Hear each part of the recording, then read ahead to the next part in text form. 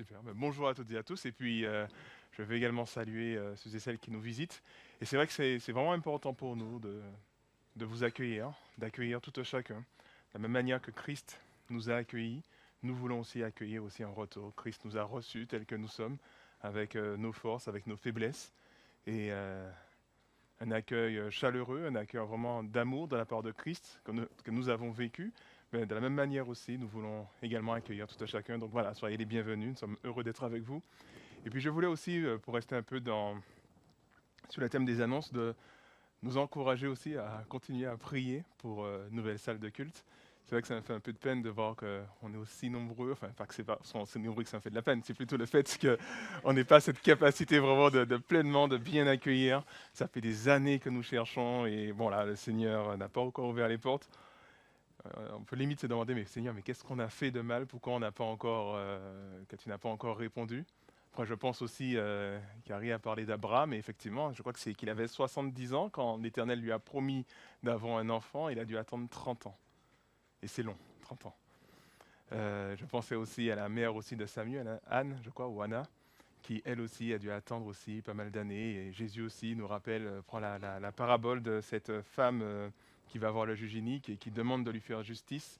Et elle doit attendre, attendre. Et finalement, Jésus dit que lorsqu'il reviendra, est-ce qu'il trouvera de la foi? Est-ce qu'il va trouver des personnes qui prient, qui sont vraiment dans cette demande persistante et de ne pas se laisser décourager, même si le temps semble long. Donc ne nous laissons pas décourager, continuons à prier pour cela. Alors voilà, c'est vrai que je l'avais promis, donc nous y voilà. Nous allons discuter, réfléchir un peu sur ce thème de l'Église. La semaine dernière, c'est vrai, voilà, pourquoi s'engager dans une Église locale? Quelle est la pertinence d'être membre dans une Église locale? Et c'est vrai que la question peut se poser de plus en plus, et nous pouvons avoir le sentiment que de s'engager dans une Église n'est pas la chose, c'est une bonne chose, mais ce n'est pas une chose forcément fondamentale. Que ce qui compte réellement, ce qui compte avant tout, c'est d'abord notre relation personnelle avec Dieu, donc à savoir la prière, la lecture de la parole, l'obéissance à la parole. Et si on arrive déjà à tenir cela, finalement, on peut se dire que le fait d'appartenir ou pas à une église, on peut placer cela, disons, dans un second plan. Et, euh, et cette tendance peut s'expliquer de plusieurs manières, mais j'en retiens en tout cas une qui peut revenir assez souvent. Ça peut être dû peut-être à une expérience qu'on a vécue dans les églises, une déception dans les églises. Et c'est vrai que les églises ne sont pas parfaites. On peut avoir une église, par exemple, qui met trop l'accent sur la vérité au détriment de l'amour. Quand je dis la vérité, c'est l'enseignement de la parole de Dieu, l'obéissance à cette parole de Dieu. Donc une église voilà, qui va mettre l'accent sur la vérité, mais va remplacer l'amour par la sévérité. Une église qui peut avoir tendance soit à mépriser, voire à rejeter celui qui n'arrive pas à atteindre le standard du bon chrétien, quelque part. Donc on peut avoir expérimenté voilà, une telle expérience dans une église et comme cela, et puis finalement on prend nos distances parce qu'on est déçu, on a été peut-être blessé. Cela peut se vivre aussi dans l'autre sens aussi, puisque c'est dans Éphésiens 4, 5 qui nous dit ou 4 ou 5, qui dit de dire la vérité dans l'amour, de maintenir ces deux réalités, cet amour et cette vérité. Et on peut être aussi avoir été dans une église, par exemple, qui met plus l'accent sur l'amour que la vérité. Et de ce fait, elle peut se montrer très laxiste en ce qui concerne la sanctification, l'obéissance à la parole de Dieu. Elle peut avoir tendance par une tolérance coupable à cautionner le péché, ou alors à fermer les yeux au fait qu'un membre de l'Église pêche, parce que ce qui compte avant tout, c'est qu'on soit ensemble, qu'on soit unique, ce soit l'amour. Et finalement, cela se fait des fois au détriment de la vérité. Donc du coup, une personne qui a cheminer dans une église comme cela, puis se dire, voilà, c'est pas une vraie église, c'est pas l'église du Seigneur, et finalement une vraie église du Seigneur, il n'y en a pas, donc du coup, je préfère cheminer par moi-même et garder cette relation avec Dieu. Et comme je l'ai dit précédemment, effectivement, il n'y a pas d'église parfaite. Toutes les églises, tous les membres de ces églises sont dans une progression dans leur démarche de sanctification, et de ce fait, on peut constater voilà, des imperfections. Et cela, ça se voit déjà dès le début de l'Église. Ce n'est pas quelque chose qui arrive aujourd'hui, au XXIe siècle, mais dès le début de l'Église, on voyait déjà des tensions, des difficultés, des blessures qui pouvaient exister. Puis voilà, il vous suffit de lire 2 Corinthiens pour voir comment Paul a été blessé dans son rapport à l'Église de Corinthe, ou même dans les épîtres de Timothée, de Titre, on voit que c'était pas facile. Il a perdu pas mal de collaborateurs, il a été trahi, il a été déçu de la part de chrétiens quelque part. Et ce sont certainement toujours des chrétiens, ça ne veut pas dire que ce ne sont pas des chrétiens. Peut-être que ce sont des chrétiens, mais voilà, il y a des blessures, il y a des choses comme ça qui existent. Alors, est-ce que cela veut dire que nous avons finalement raison de prendre nos distances avec l'Église et de nous contenter simplement d'une relation personnelle avec Dieu? Je suppose que vous avez déjà la réponse, hein, que si je suis là ce matin, c'est pour vous dire que oui, c'est totalement suffisant, donc on peut rester chez nous. Alors je vous propose, c'était du second degré au cas où, hein. Je vous propose de répondre à cette question en 2 étapes. Dans un premier temps, nous allons essayer de définir l'Église, ce qu'est l'Église, et de voir un peu, de comprendre son objectif pour mieux apprécier la réalité de ce mouvement qu'est l'Église. Et puis deuxièmement, nous allons essayer de voir dans quelle mesure il est nécessaire d'appartenir justement à une église locale. Alors, qu'est-ce que l'église? Alors, avant vraiment d'aborder la question, je pense que c'est intéressant de rappeler, je ne sais pas si vous êtes au courant de cela, ou découvrez ou redécouvrez cela, la différence entre l'église universelle et l'église locale. On parle de l'église de manière au singulier, l'église de manière au singulier. Lorsqu'on parle de l'église universelle, cela comprend tous les croyants de tous les temps, à savoir ceux qui nous ont précédés, et puis les croyants d'aujourd'hui aussi. Ça comprend aussi les croyants de tous les pays, quelque part. Donc ce sont tous les chrétiens, l'ensemble des chrétiens. Et c'est Dieu seul qui connaît le nombre exact de croyants. Ce nombre est connu uniquement par Dieu. Et là, l'Église universelle, ce sont tous les croyants régénérés de tous les temps. Et cela nous rappelle encore une fois qu'une dénomination, c'est-à-dire qu'un mouvement d'église, un groupement d'église, ou une église locale, ne peut se targuer de réunir à elle seule tous les membres de l'église du Seigneur. C'est-à-dire que la richesse de l'église est beaucoup plus complexe que ça. Il y a différentes églises dans différents temps, différentes époques. Donc là, c'est l'église universelle qui rassemble tous les croyants de tous les temps. Après, il y a l'église locale qui se situe l'église locale, en général, toujours se situe dans un lieu et dans un temps précis. Par exemple, on peut parler de l'église d'Éphèse au 1er siècle, c'était dans un lieu et dans un temps précis. Et l'église locale est la manifestation concrète de ce qu'est l'église universelle. À savoir, on parle de l'église universelle, mais comment vivre cette communion fraternelle dans l'église universelle, comment comprendre la réalité de ce qu'est l'église universelle, on n'a qu'à regarder l'église locale, qui est quelque part l'expression de cette Église universelle que Dieu se rassemble, que Dieu unit. Et cette Église universelle va se retrouver justement à l'avènement du Christ dans l'éternité où elle sera réunie. Mais en attendant, on est un peu dispersé un peu partout. Et l'Église locale sert quelque part d'image, de reflet, d'exemple de à quoi ressemble cette Église universelle. Contrairement à l'Église universelle, l'Église locale est constituée de croyants régénérés, mais de personnes aussi qui ne sont pas régénérées. Il peut y avoir des personnes qui vivent dans l'Église locale, mais qui ne sont pas, et même des fois membres, mais qui ne sont pas sauvés parce qu'il n'y a pas vraiment cette vraie démarche de conversion. C'est une conversion un peu superficielle. Donc, ce qui fait la différence avec l'Église universelle, qui est une Église de régénérés, alors que l'Église locale, il y a des imperfections. Alors, je disais justement que l'Église locale est la manifestation de l'Église universelle, mais qu'est-ce qu'elle doit manifester? À quoi ressemble cette Église? À quoi ressemble l'Église? Et autrement dit, c'est quoi l'Église? Alors, on constate que... Ah mince, je me suis raté dans mon diapo. Alors, on constate que... Qu'est-ce que j'allais dire? Peut-être avant de répondre aussi à cette question, c'est important de rappeler que l'Église, c'est ecclésia en grec, donc ça veut dire assemblée. Et c'est un terme qui était utilisé lorsqu'ils ont traduit la Bible de l'hébreu au grec, l'Ancien Testament. Ça s'est fait 2-3 siècles avant Jésus. Ils ont traduit la Bible de l'hébreu au grec pour qu'elle puisse être lisible par tous, parce que le grec, c'était l'anglais de l'époque, hein, tout le monde parlait le grec. Et dans cette traduction, justement, ils ont utilisé le mot hébreu pour parler de l'assemblée, ils ont utilisé le mot ecclésia pour parler des assemblées, des rassemblements du peuple de Dieu. Et puis par la suite, les auteurs du Nouveau Testament ont jugé nécessaire d'utiliser toujours ce même terme, ecclésia, qui veut dire, assemblée, quelque part. Donc l'Église, c'est l'assemblée de personnes, l'assemblée de personnes. Mais on constate aussi que l'Église est une réalité complexe et difficile à résumer en quelques mots. Si on fait cela, on risque de la dépouiller de sa richesse. Il y a quelque chose elle est profondément riche, profondément complexe, cette réalité de l'Église. Et la résumer en quelques mots, c'est rater quelque chose. Et on constate finalement que les auteurs du Nouveau Testament ont eu recours à plusieurs images pour parler de l'Église. Cela afin de mettre en avant voilà, ces différentes richesses, ces différents aspects de l'Église. Et je vous propose justement de voir quelques images pour essayer d'apprécier justement cette complexité, cette richesse de ce qu'est l'Église, qu'on ne peut pas résumer l'Église en quelques mots, tant elle est extraordinaire quelque part. Et dans quelques images, je vais juste simplement les survoler, puis je vous ai mis un passage à chaque fois, mais ce n'est pas le seul passage, il y a plein d'autres passages qui font référence au fait que l'Église, c'est le peuple de Dieu. Et c'est vrai que l'apôtre Pierre, voilà, nous présente comme cette nation, une nation qui a pour vocation de louer le Seigneur.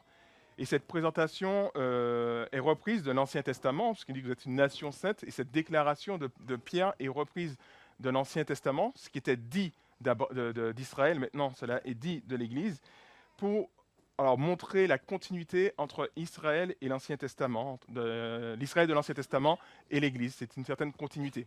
Alors, quand je dis cela, je suis conscient, et je le dis quand même au cas où, parce que peut-être que dans l'Assemblée, il y a d'autres personnes, parce qu'il y a un débat un peu théologique là-dessus, il y en a qui vont voir une rupture entre Israël et l'Église. C'est qu'il y a Israël, après il y a une rupture, il y a l'Église, et on ne peut pas les assimiler. Puis il y en a d'autres qui voient la continuité entre les deux. Ça a toujours été le peuple de Dieu. Alors moi, je suis plutôt dans cette compréhension-là, de voir cette continuité, que nous sommes cet Israël. On s'est joint quelque part à Israël, et l'Église est toujours Israël, l'Église est toujours le peuple de Dieu. Donc dans cette perspective-là, il y a une continuité et non pas une discontinuité. Mais je disais simplement qu'il peut y avoir d'autres façons d'interpréter et de comprendre cela. Alors cette nation, elle est particulière parce qu'elle n'a pas de terre, elle n'a pas de pays dans ce monde, et elle a plutôt une dimension spirituelle, puisque la vraie patrie, elle est céleste, et en même temps, elle est universelle, comme je le disais, puisqu'elle rassemble tous les croyants de toute la terre.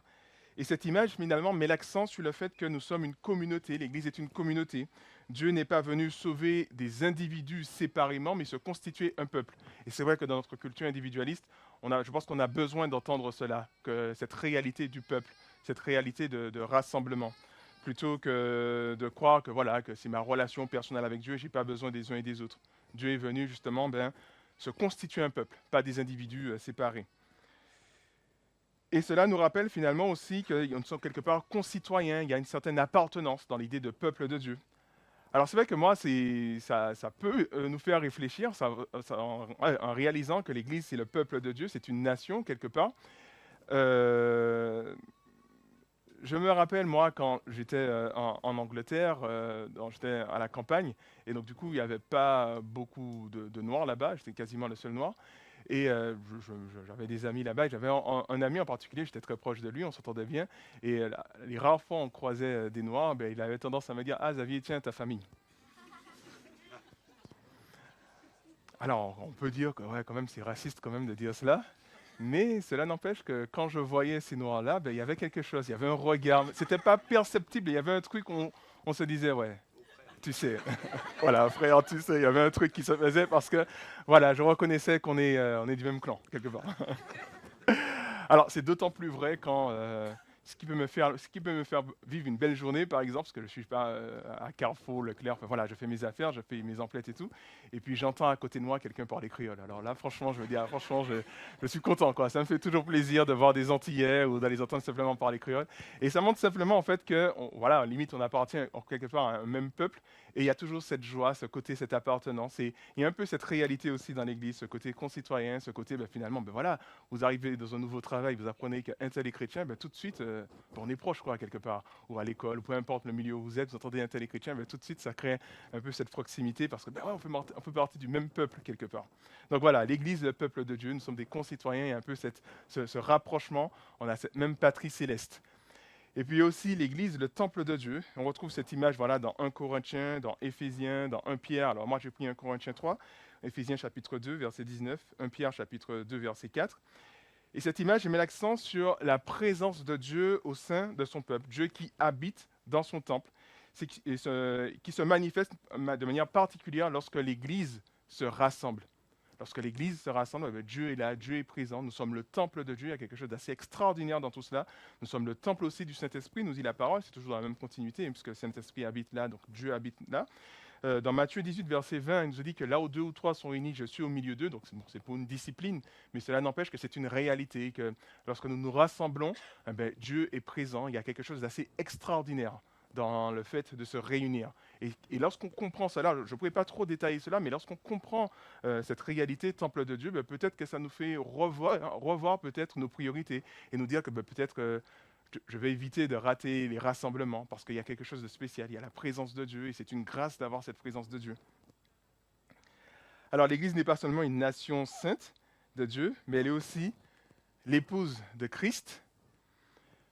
Alors je ne vous cache pas que c'était l'image qui me dérangeait le plus en fait, parce que voilà, je suis d'accord, quand j'étais plus jeune, ça ne me dérangeait pas d'être le peuple de Dieu, ça ne me dérangeait pas voilà, d'être le temple du Saint-Esprit, d'être le serviteur de Dieu, mais voilà, d'être l'épouse de Christ, ça me dérangeait quand même, hein. Franchement, voilà quoi, franchement, c'est pas quelque chose qui me parlait quoi. Pour moi, personnellement, de me dire que je suis l'épouse de Jésus-Christ, voilà, ça ne me parlait pas spécialement. Alors après, j'ai compris par la suite que ce n'est pas moi en tant qu'individu, mais c'est l'Église, et c'est une image, encore une fois. Ça ne veut pas dire que je suis littéralement l'épouse de Christ, nous sommes littéralement l'épouse de Christ, mais cette image reflète une réalité profonde. Et qu'est-ce qu'elle reflète à travers cela? Dans ce rassemblement, il y a quelque chose de l'ordre de l'intimité, un amour fidèle de Dieu, de Christ, à son Église, une relation personnelle, une relation profonde, une relation intime. Il y a quelque chose vraiment de fort, en fait, dans l'Église, dans cet attachement que que Christ a pour son Église. Et cette image est là pour mettre en avant que voilà, ce n'est pas quelque chose où on est loin, totalement éloigné de Dieu, et puis on doit essayer de se rapprocher de lui, mais il y a vraiment une intimité forte qui existe entre l'Église et, euh, et le Christ.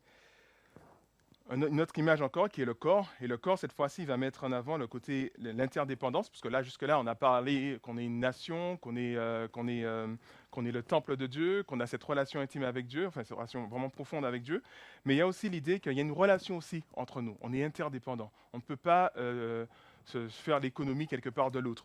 C'est de la même manière voilà, que la main a besoin du pied, le genou a besoin du coude, ainsi de suite. Voilà. Donc il y a ce côté vraiment interdépendant, on n'a pas reçu tous les dons. On n'a pas tous, on parlait de cela aussi hier dans le groupe d'hommes, on n'a pas tous la même maturité. J'ai besoin de la maturité des uns et des autres aussi parce que j'ai des lacunes à certains niveaux et c'est super intéressant d'avoir l'Église, d'avoir cette connexion, cette interdépendance entre nous et cela nous aide finalement à grandir, d'avoir vraiment cette richesse dans l'Église. Voilà, je ne peux pas être un corps à moi tout seul, j'ai besoin des uns et des autres. Et puis il y a une autre variante, le corps toujours, mais dont Christ est la tête. Et cette variante met plutôt l'accent sur le fait que l'Église trouve son origine, trouve sa croissance dans cette relation à Christ. Et nous rappelle voilà, le caractère important de donner vraiment cette première place à Christ dans l'Église. Puisque c'est en Christ, c'est vraiment qu'on peut vraiment connaître cette croissance et exister. Puis je vais terminer avec une dernière image, même s'il y en a plein d'autres encore. La famille de Dieu, je trouve qu'elle est plutôt belle. Hein, voilà, je vous mets encore le passage de Marc, qui est un passage qui est assez fort. Hein, Jésus qui dit, c'est qui sont ma mère, qui sont mes frères. Finalement, ce sont ceux qui font la volonté de Dieu. Rappelons par là que c'est la communauté de disciples, donc c'est l'Église.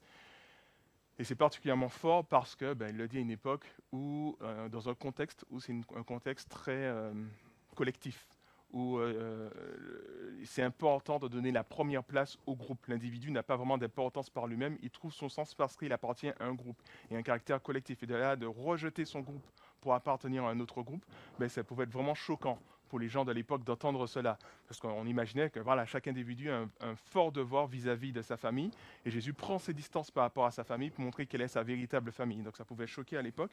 Mais pour nous aussi, ça nous invite à revoir réellement ce qu'est l'Église, encore une fois. Je ne viens pas à l'Église parce que ça me fait plaisir ou quoi que ce soit comme ça, ou de façon très centrée sur moi, mais c'est vraiment ma famille. Mais c'est ma famille. Et ce n'est pas ma famille seulement terrestre, mais c'est ma famille pour l'éternité, quelque part. Donc il y a quelque chose de très fort là-dedans. Donc famille de Dieu, nous sommes enfants de Dieu. Donc Dieu, on a montré cet amour un peu qui ressemble à l'amour de couple entre Christ et l'Église, mais il y a aussi cet amour qui reflète l'amour du Père envers ses enfants. Puisque Dieu est le Père de tous ses enfants de l'Église. Et puis voilà, donc il y a cet amour paternel aussi qui ressort également de tout cela. Alors comme je l'ai dit, il existe bien d'autres images, hein, donc lumière et sel, je vous donne quelques exemples, la colonne de vérité, le troupeau, la vigne et le sarment, il y a encore peut-être d'autres images que je n'ai pas forcément retenues, la liste n'est pas exhaustive. Et je me suis contenté brièvement de vous les présenter, mais cela n'empêche qu'il y a beaucoup de choses à dire. Je pense que chaque image mériterait vraiment une vraie étude, une vraie prédication, parce qu'il y a beaucoup de choses à dire sur ces choses. Et On constate finalement que l'Église, comme je l'ai dit précédemment, voilà, est une véritable richesse, elle est vraiment complexe, et ce serait difficile de la résumer en quelques mots.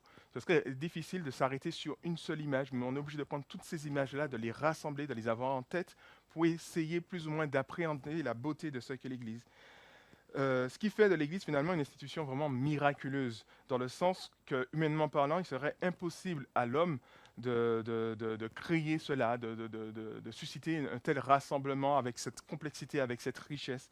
Et la Bible nous le rappelle dans Acte 20, verset 28, eh bien, que c'est l'Église que Dieu s'est acquise quelque part par son sang qui a coulé. Il a fallu que le sang de Dieu coule pour que l'Église puisse apparaître. Donc là, on est là, on se rassemble, peut-être qu'on ne prend pas forcément conscience de cela, mais pour que cet rassemblement pour que puisse avoir lieu, merci, il a fallu quand même que le Fils de Dieu fasse couler son sang. Et ça, peut-être ça peut nous aider à revoir un peu euh, le, la place qu'on donne à l'Église, l'importance de l'Église dans manière générale.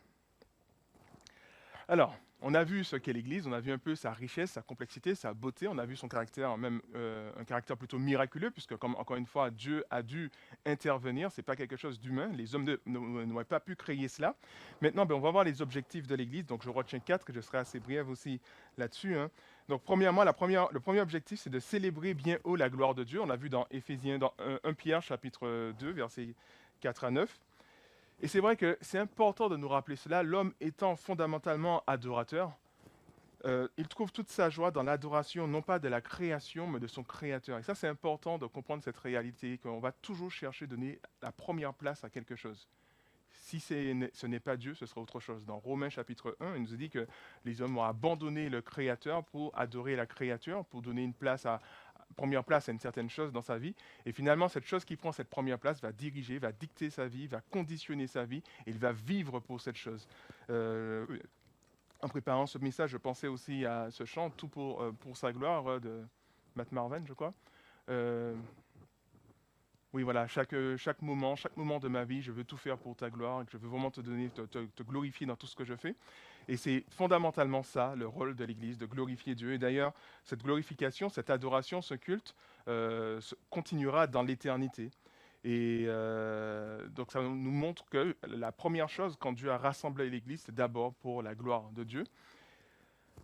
Alors c'est vrai que je vous ai déjà parlé aussi, et je radote quelque part, mais je vous ai déjà parlé un peu de ma frayeur lorsque j'ai compris que j'avais cru comprendre que l'Église, que le paradis, la vie éternelle, c'était un culte, mais qui ne terminait jamais.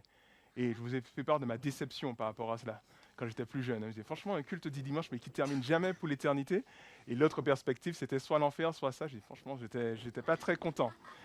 Mais lorsqu'on comprend finalement que nous sommes faits pour adorer et que nous sommes déjà en train d'adorer, alors soit Dieu, soit autre chose, ça montre aussi que l'éternité, ce ne sera pas forcément un culte. On va faire des activités, on va faire des choses, mais toutes ces choses, toutes ces activités vont servir à glorifier quelque part Dieu. Quand Carrie disait qu'il courait, par exemple, à travers la course, il est en train de glorifier Dieu parce que ça le rapproche de Dieu, ça lui rappelle certaines choses par rapport à son corps, par rapport à Dieu. Et de la même manière aussi, voilà, on peut faire du sport, on peut faire différentes choses. Donc finalement, cette vie éternelle, ce sera une vie qui sera tout aussi riche que cette vie présente, même beaucoup plus riche, encore une fois. J'ai l'impression que parce qu'on s'est détourné de Dieu, on s'est limité dans beaucoup de choses. Peut-être qu'on aurait pu faire des choses beaucoup plus belles, beaucoup plus extraordinaires si on avait donné la première place à Dieu, mais on est un peu dans une sorte de dégradation, donc nos choses sont encore plus limitées. Donc j'imagine que dans la vie éternelle, on pourra faire encore des choses encore plus belles, et toujours pour la gloire de Dieu. Et dans tout ce qu'on va faire, on va le glorifier. Et toute notre vie sera un culte, quelque part, à la gloire de Dieu, de la même manière que l'homme qui court après toute autre chose, rend un culte à cette chose, la carrière, peu importe l'argent, il vit pour l'argent, il rend un culte toute sa vie pour l'argent, dans tout ce qu'il fait. De la même manière, là, ce sera dans nos activités, rendre un culte à Dieu pour l'éternité. Donc voilà. Puis je continue avec le deuxième point, donc ça c'est le point le plus important, célébrer la gloire de Dieu. Le deuxième point, c'est s'édifier. Et nous, comme je l'ai dit, nous sommes dans ce processus de sanctification, ce qui fait que l'Église, c'est aussi le lieu où, parce qu'on se sanctifie, parce qu'on grandit, nous sommes tous en cours de guérison, de restauration, c'est le lieu où on se blesse mutuellement. Mais c'est aussi le lieu où on apprend à pardonner comme Christ a pardonné. C'est le lieu où on apprend à aimer comme Christ a aimé. C'est le lieu où on apprend, où on réalise que ce n'est pas seul qu'on va arriver à une pleine maturité, une pleine connaissance de Christ, mais c'est ensemble. On ne peut pas se permettre de vouloir grandir seul dans son coin. On ne peut pas se permettre de passer sur les rassemblements de l'Église en disant que bon, c'est pas très important, je fais mon culte personnel, je veux regarder un culte à la télé, ça ira. Non, c'est pas cela. La réalité de l'Église, c'est une réalité concrète, c'est pas une réalité connectée sur Internet, mais c'est une réalité concrète justement où justement on est amené à vivre ensemble, et c'est en vivant ensemble qu'on apprend réellement à aimer. C'est très facile, encore une fois, d'aimer son prochain si on reste chez soi. Mais c'est plus difficile d'aimer lorsqu'on s'engage. Et c'est d'autant plus difficile d'aimer et de ne pas être blessé, de ne pas et voilà, de devoir se tourner, de devoir pardonner. C'est plus difficile et ça devient une réalité lorsqu'on s'engage. On va s'engager dans un ministère. Et forcément, j'imagine parmi vous, il y a des personnes qui peuvent être déçues par rapport à un ministère, par rapport à une certaine chose. Voilà, parce que l'autre ne fonctionne pas comme moi, l'autre m'a déçu dans ce qu'il faisait, l'autre n'a pas tenu sa parole, ou alors moi aussi j'ai mal agi, tout cela. Et lorsqu'on s'engage réellement dans le plan de Dieu, eh bien, très vite on sera confronté à cette réalité de demander pardon, cette réalité de se dire soit je me mets à rejeter mon frère, soit je me mets à l'aimer malgré les difficultés. Et toutes ces choses sont là finalement pour nous aider à grandir. Sinon, ben voilà, l'amour, ça reste quelque chose de très théorique si on reste chez nous, ou alors si on reste en périphérique de l'Église, hein, on ne s'engage pas plus que ça, on est très à distance et puis on rentre tout de suite chez nous, ben oui, ce sera facile d'aimer l'autre. Mais c'est lorsqu'on décide vraiment de s'engager, de vivre la réalité de l'Église, c'est là qu'on réalise, ben voilà, est-ce que j'aime réellement, est-ce que je suis réellement capable de pardonner comme Christ a pardonné. Puis l'Église, c'est aussi une famille, c'est la communion fraternelle, comme je le disais. Et donc, elle doit briller par son amour, par son union, c'est ce que nous disait Jésus. Soyez un, que l'Église soit un. Et à ceci tous, enfin il le dit dans Jean 17, je ne sais plus comment il le dit. Pardon? Oui, là c'est par l'amour dans Jean 13, et après il y a Jean 17 aussi, où il y a à peu près la même chose, mais je ne me rappelle plus exactement du terme. Mais en tout cas, voilà, il y a vraiment cette idée de communion fraternelle, on a vu qu'on est cette famille, et encore une fois, si on est cette famille, eh bien, il y a ce lien qui est fort, et ça peut avoir pas mal d'implications sur nos vies, sur la conception de la vie, sur plein de conceptions, sur notre rapport à plein de choses, parce qu'on sait qu'on est cette famille, qui a cette communion fraternelle, et elle est censée voilà, être forte. Et puis je termine aussi concernant les objectifs de l'Église, être témoin dans le monde, donc c'est dans la perspective d'évangélisation. Donc voilà, vous connaissez ce passage de Matthieu 28, hein, donc d'aller de faire toutes les nations des disciples. Et puis, c'est assez intéressant de voir que l'apôtre Paul insiste énormément sur notre témoignage, en disant, ben voilà, essayez vraiment d'avoir un témoignage, de ne pas discréditer l'évangile de par votre comportement en tant qu'Église. Dans 1 Corinthiens 5, on va revenir là-dessus dans tous les cas, mais dans 1 Corinthiens 5, vous savez, il y a un frère qui s'est détourné de la voie du Seigneur dans la mesure où il vit avec sa belle-mère, quelque chose comme ça. Donc c'est une relation un peu incestueuse, totalement incestueuse. Et l'Église ne dit rien, l'Église accepte cela. Et l'apôtre Paul leur fait remarquer, mais voilà, vous êtes en train de discréditer l'Église en acceptant un tel comportement. Donc c'est quelque chose qui revient assez souvent, cette invitation à faire attention, à avoir un bon témoignage.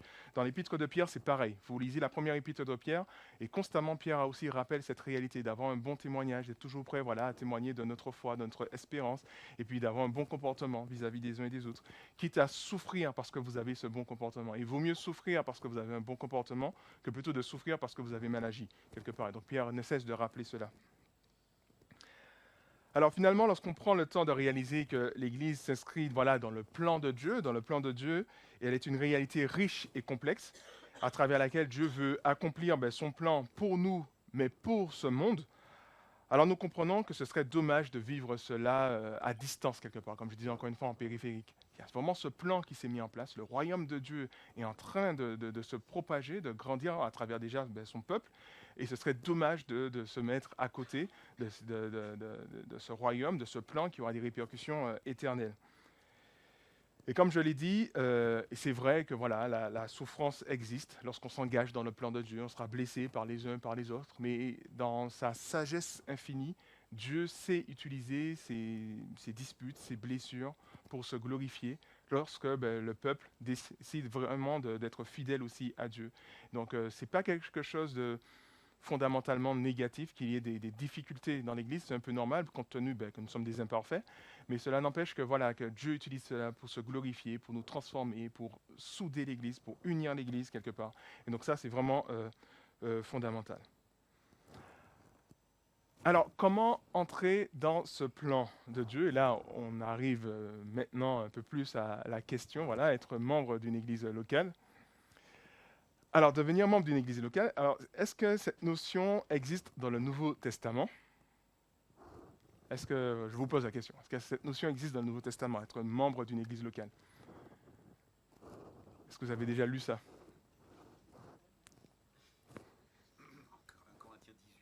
Corinthiens 18. Je ne connais pas cette Bible. Oui, effectivement, non, dans le sens où nous n'avons pas explicitement de passage qui parle du fait d'avoir un registre de membres, quelque chose de très administratif et tout, et comme on le retrouve par exemple dans le contexte français. Mais oui, dans le sens où l'idée d'appartenir et de cheminer dans une église locale se retrouve en filigrane dans le Nouveau Testament, en fait. On est appelé, par exemple, dans Hébreu, il dit ne désertez pas vos assemblées. Il y a vraiment cette idée quand même de s'engager. Quand vous relisez les Actes des Apôtres, ben, tout de suite, vous voyez un engagement total dans le temps, puisqu'ils se voient toute la semaine, mais un engagement aussi financier. Ils vendaient leurs biens pour donner à l'église. Voilà, voilà ça peut périr. Heureusement que c'est pas quelque chose de que c'est descriptif, c'est pas prescriptif. C'est ça prescriptif qu'on dit? Non, c'est prescriptif. C'est pas prescriptif, mais c'est descriptif en fait. Ça nous montre à quoi ressemble cet engagement, cet amour. Et ça peut aller jusqu'à vendre ses biens pour pouvoir donner à l'Église et pouvoir contribuer au bien de tout chacun. C'est ce qu'il faisait et c'était pas obligatoire quelque part, parce qu'on l'a vu aussi avec Ananias et Saphira, un exemple assez triste. Et donc, on voit quand même un certain engagement. On voit le fait qu'appartenir à une église locale est une réalité, c'est quelque chose qu'on retrouve. Et peut-être qu'ils n'avaient pas. Bon, nous, on a une méthode administrative qui est liée à notre contexte français, mais cela n'empêche qu'ils n'avaient pas cette méthode-là, mais cela n'empêche qu'il y avait vraiment cette idée d'appartenance. Et puis, cette adhésion aussi se faisait également par le baptême. Lorsqu'une personne se faisait baptiser, tout de suite, elle appartenait à l'Église, elle rentrait dans l'Église. Dans Acte 2, vous voyez cela, que devons-nous faire, frères, pour être sauvés? Pierre leur dit, voilà, repentez-vous et faites-vous baptiser. Donc c'est la repentance, puis le baptême. Et le baptême, c'est une manifestation concrète d'une réelle repentance. Et donc de ce fait, tout de suite, on nous a dit qu'il y a 3000 personnes qui ont été ajoutées à l'Église. Donc ça nous montre un peu que cette réalité existait, même s'il n'y avait pas cette dimension administrative.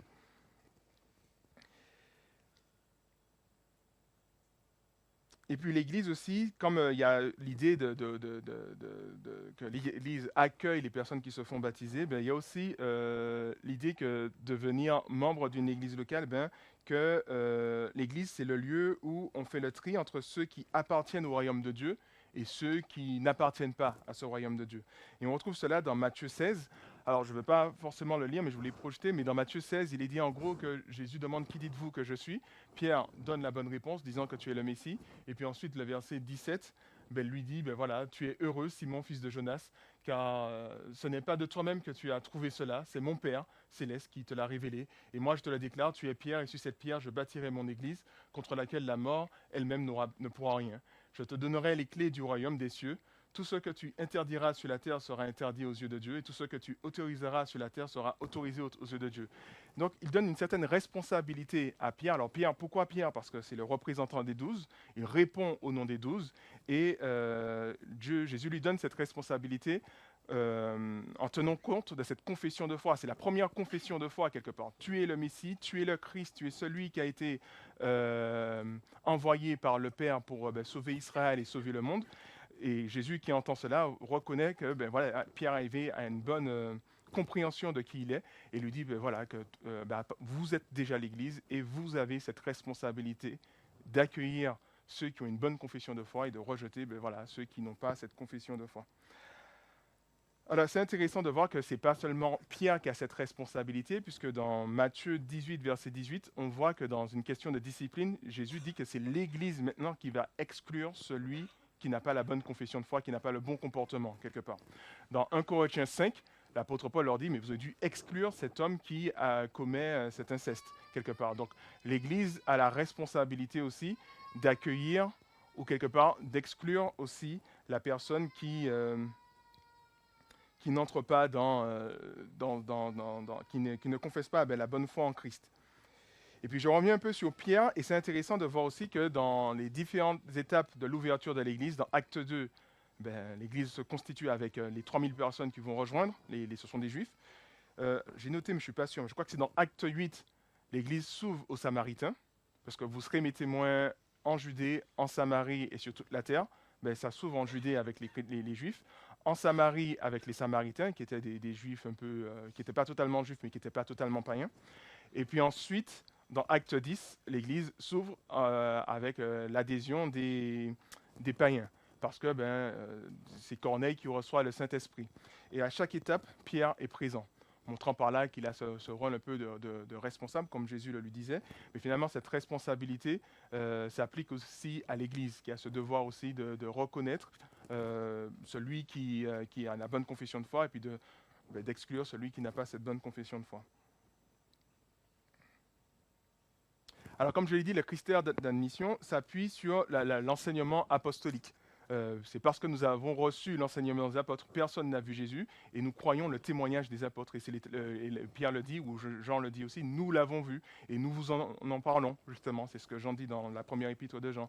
Et donc, c'est sur cette base de ce témoignage apostolique, que faut-il faire pour être sauvé dans Acte 2 ? Et Pierre répond, sur cette base-là, on sait qu'est-ce qu'il faut faire pour devenir quelque part un chrétien, et on se base sur cela pour reconnaître un chrétien, ou pour dire à la personne, non, tu n'as pas encore fait cette démarche de conversion.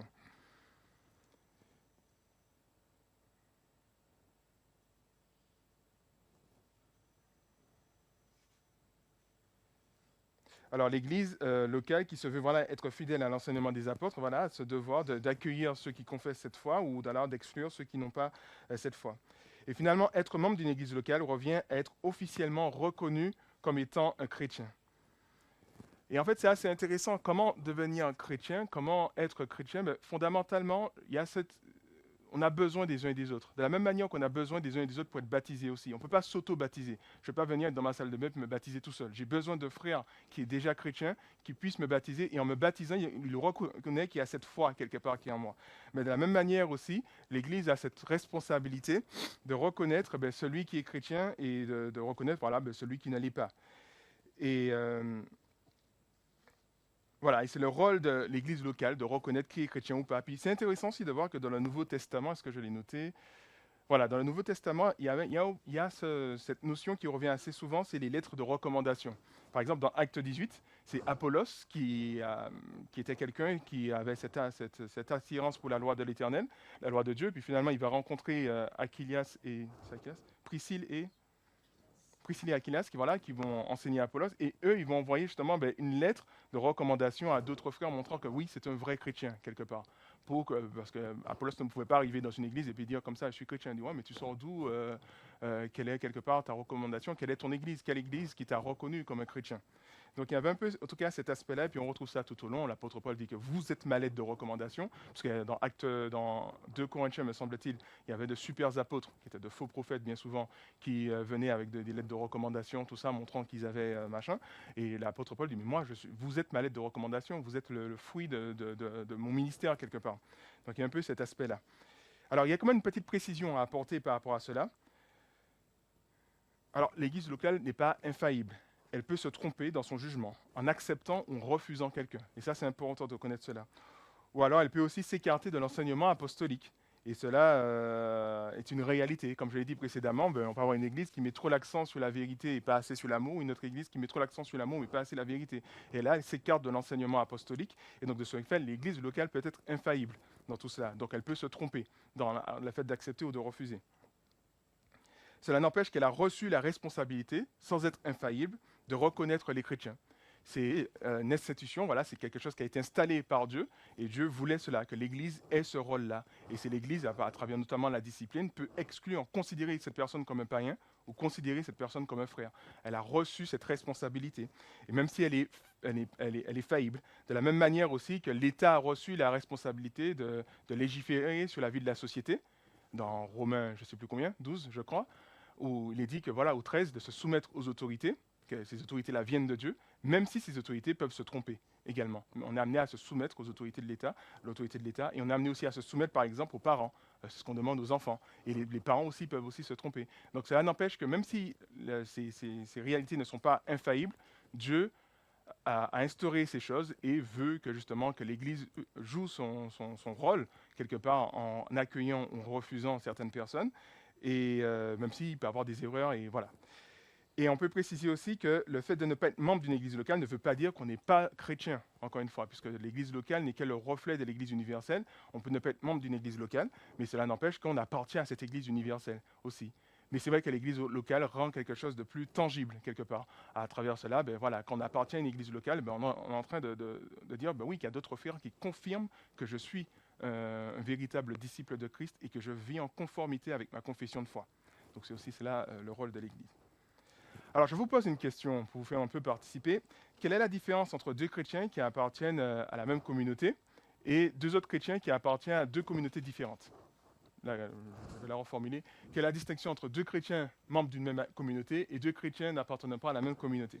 Je vous laisse me répondre comme ça. Elle est compliquée la question, je sais pas. Ils se voient moins. Pas sûr, hein, si tu es un collègue, tu le vois même plus souvent que tes frères dans l'église. Hein. Ouais. Mais pas toujours.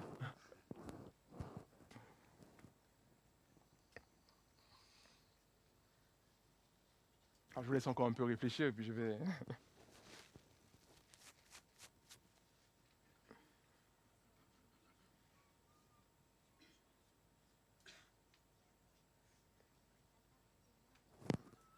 Alors, pas d'idée? À part, ils se voient moins? Ah, vas-y, Véronique.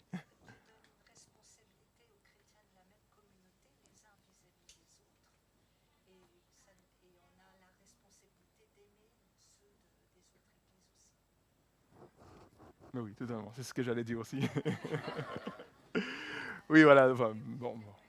C'est ça, mais comme je l'ai noté, donc je vais le redire. Donc vous allez me supporter. Voilà, je vais répéter. Voilà. Voilà. En fait, celui qui a décidé d'adhérer à une église locale en devenant membre accepte de se remettre aux soins de son église locale. Pour l'enseignement, pour sa croissance, pour sa sanctification. Je me remets à vous, quelque part, si vous décidez de devenir membre de l'église de plaisir, vous êtes en train de dire, ben, je me remets à cette église de plaisir pour m'aider dans ma croissance, dans mon attachement à Dieu. Et voilà. Et elle accepte aussi de se soumettre à la discipline de l'église. Alors, la discipline de l'Église, c'est quelque chose qu'on n'aime pas entendre. Et il me semble que ce n'est pas quelque chose forcément qu'on pratique ici aussi, parce qu'on a l'impression que ça va à l'encontre de l'idée d'amour, quelque part. Hein. Pourquoi mettre la discipline en place et tout. Donc, si on doit exclure un frère ou une sœur, ben on se dit, ouais, mais quand même, voilà, c'est un ami, il est gentil, c'est vrai qu'il a mal agi, mais c'est quand même, il est gentil, c'est un ami, il n'est pas si méchant que ça, et donc du coup, on peut avoir du mal. Mais il faut comprendre la discipline, non pas comme une façon de manifester une haine ou un rejet, mais c'est une façon d'interpeller son frère. On voit un frère, on voit une sœur qui a mal agi, et si comme encore une fois dans 1 Corinthiens 5, l'idée c'était de faire la personne réaliser, mais en fait tu es en train de mal agir, tu es en train de vivre une relation incestueuse. Et de la même manière aussi, ben, dans l'église, quand on voit quelqu'un qui agit mal, il y a toute cette procédure dans Matthieu 18, hein, tu vas voir ton frère, tu lui parles, ensuite tu viens avec 2-3 témoins, tu lui parles, et ensuite tu viens avec toute l'église, tu lui parles. Et si même là il ne veut pas entendre, ben, à ce moment-là vous le considérez comme un païen. Donc il y a toute une procédure à suivre, mais cette procédure c'est une procédure d'amour pour interpeller cette personne, pour qu'elle puisse comprendre que ses agissements ne sont pas en accord avec sa confession de foi, quelque part. Et donc finalement, la discipline, c'est vraiment un acte d'amour. Mais c'est vrai que dans notre société, on n'aime pas déjà l'autorité, et on a encore moins cette idée de discipline. Et si on doit appliquer une discipline, il faudrait être très, très, très pédagogue, parce qu'on risque de choquer énormément de personnes dans l'Église, tant que ça ne correspond pas à notre vision des choses dans notre société occidentale.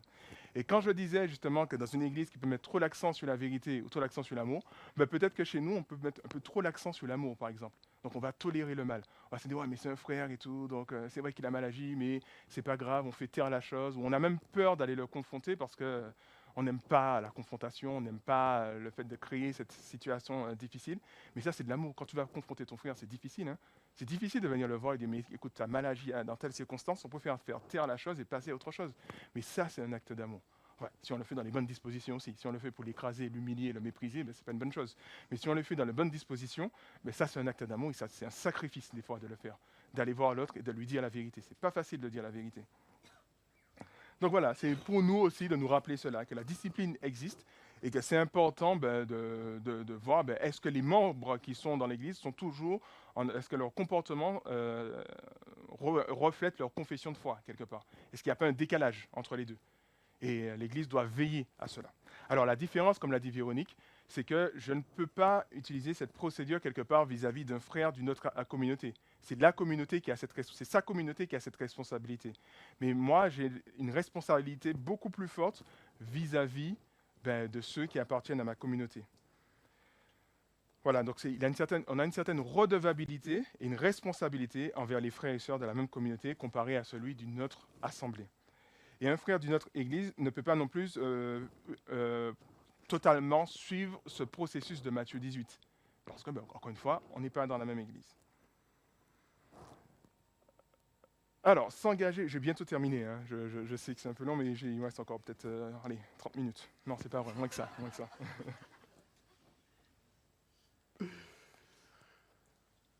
Alors, on comprend que finalement, devenir membre d'une église locale, en se soumettant à cette dernière pour grandir et faire grandir les uns et les autres, dans la croissance spirituelle, cela revient à s'engager pleinement dans le plan de Dieu.